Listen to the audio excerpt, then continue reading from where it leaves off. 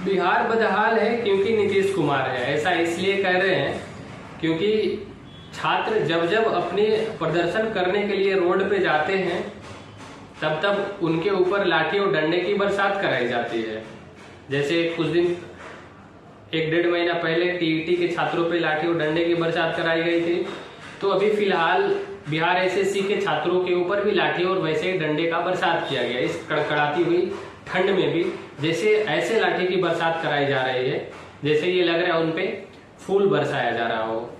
उन्हें तो चोट लग नहीं रही होगी, ऐसा पुलिस सोच रहे होंगे।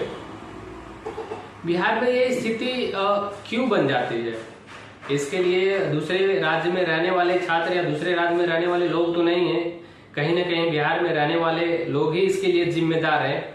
बिहार के लोग ही वोट देते हैं, वही किसी पार्टी को भी सरकार में लाते हैं और फिर वो सरकार स्टूडेंट या बिहार में रहने वाले लोगों का जो बदहाली का जो स्थिति बदहाली की ओर ले जा रही है वही लोग जिम्मेदार है।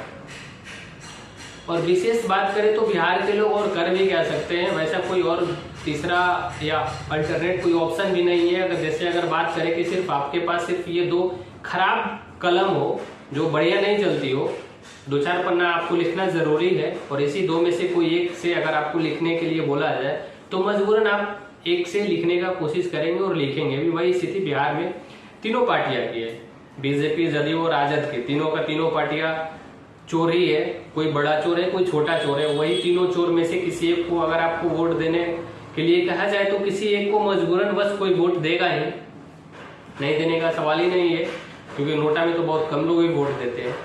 तो वही बात है, मजबूरन बस वो आदमी वोट देते हैं। फिर अगर बात करें तो बिहार में जब जब भी सरकारी नौकरी का नोटिफिकेशन निकलता है तो उस डिपार्टमेंट के बड़े अधिकारी और फिर उस डिपार्टमेंट के जो मंत्री साहब होते हैं उनके समझिए कि उनके लिए एक गारंटी स्कीम वाली लॉटरी आ जाती है।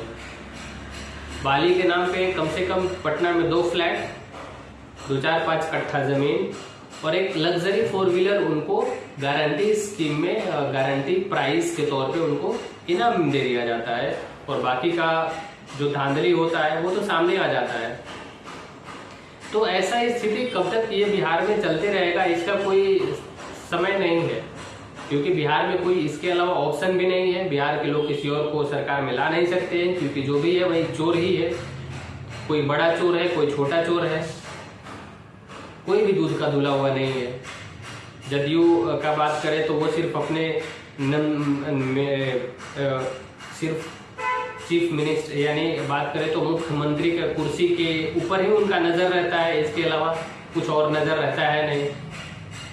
राजद का बात करें तो समझिए कि कोई 8वीं और 10वीं फेल होके जब चीफ मिनिस्टर बन सकता है तो समझिए कि तेज प्रताप और तेजस्वी यादव अगर हार्वर्ड या ऑक्सफोर्ड यूनिवर्सिटी में जाके पढ़ाई किए हुए रहते तो आज वो कम से कम बिहार जुड़ो यात्रा पे निकले रहते, या फिर प्रधानमंत्री के दावेदार तो जरूर रहते अभी फिलहाल में। इससे कम तो कुछ बात ही नहीं कर सकते थे। अगर समझिए कि 8वीं 10वीं फेल होके उन्होंने डिप्टी चीफ मिनिस्टर और मंत्री बने हुए हैं, तो और आगे अगर पढ़े रहते फॉरेन यूनिवर्सिटी में तो क्या अभी करते।